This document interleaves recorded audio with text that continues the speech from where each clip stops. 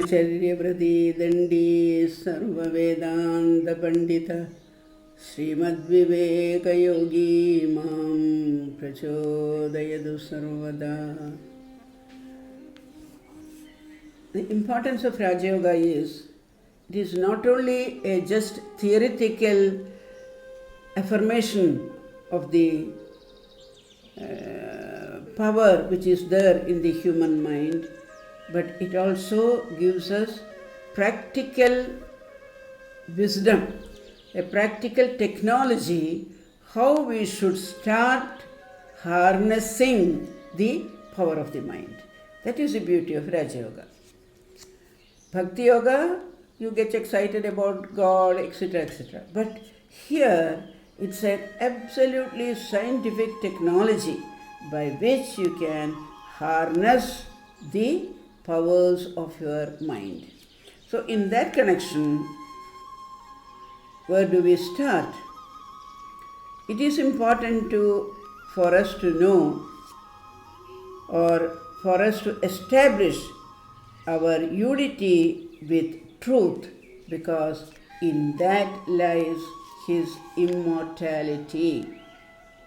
Amritasya putraha, that is how the ancient rishis have called us. Amritasya putraha, that we are one with the truth, that is the one to be established. The Jnana Yoga, by the time we come to Jnana Yoga, what we have to establish is Siddhananda Rupa Shivoham Shivoham. So it is important to answer these questions, because in this unity of truth with oneself lies his immortality. If one succeeds in leading the mind to the perfect state of yoga, that moment one knows one's real nature and goes beyond the changes. It is the changes which pull us down with sorrow, anxiety, depression, agitation. All that you can get rid of when you are attuned to this one truth. Or simply we can say one sees the God. God in the sense one realizes the absolute truth. This is the proposition of the science of yoga. We said earlier, Raja Yoga is the science of religion. Religion means our getting in touch with God, in realizing God, in realizing truth. So, naturally, to train our mind to move along the path of this self-inquiry, Raja Yoga is the torchbearer. What happens is, presently we are totally identified with our bodies and mind, from which we have to separate them.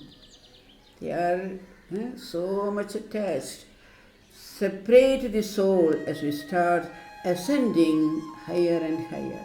Therefore, the training begins with the body itself, and ultimately the spirit manifests itself. The central idea in all these training is to attain, as we have seen earlier, the power of concentration, the power of meditation, by which we can enter into the subtler realms of consciousness.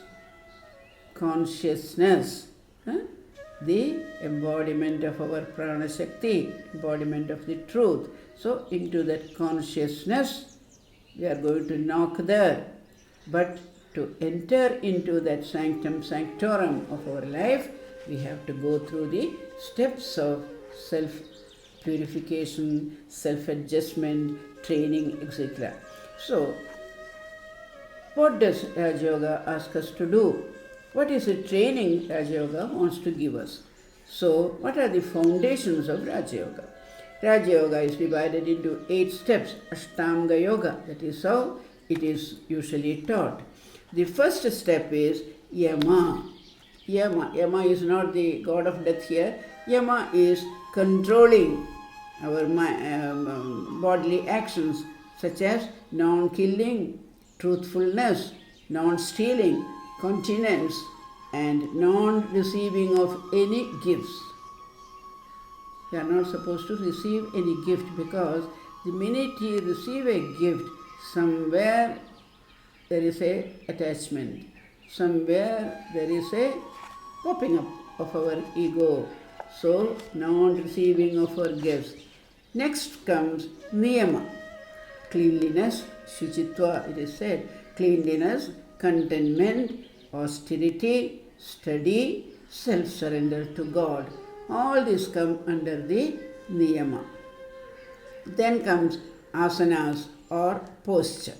Unless we are able to hold ourselves in one posture, it will not be possible for us to move forward. We have heard, in our Itihasas and Puranas, when they do tapas, they keep to one posture.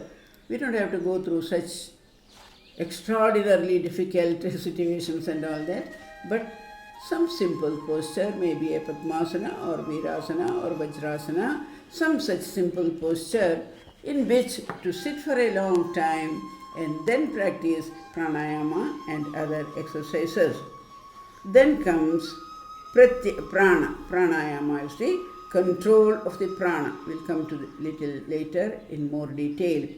Pratyahara, restraint of the senses from the outer objects. Dharana, or fixing the mind in a spot. Dhyana, meditation, and samadhi, or superconsciousness.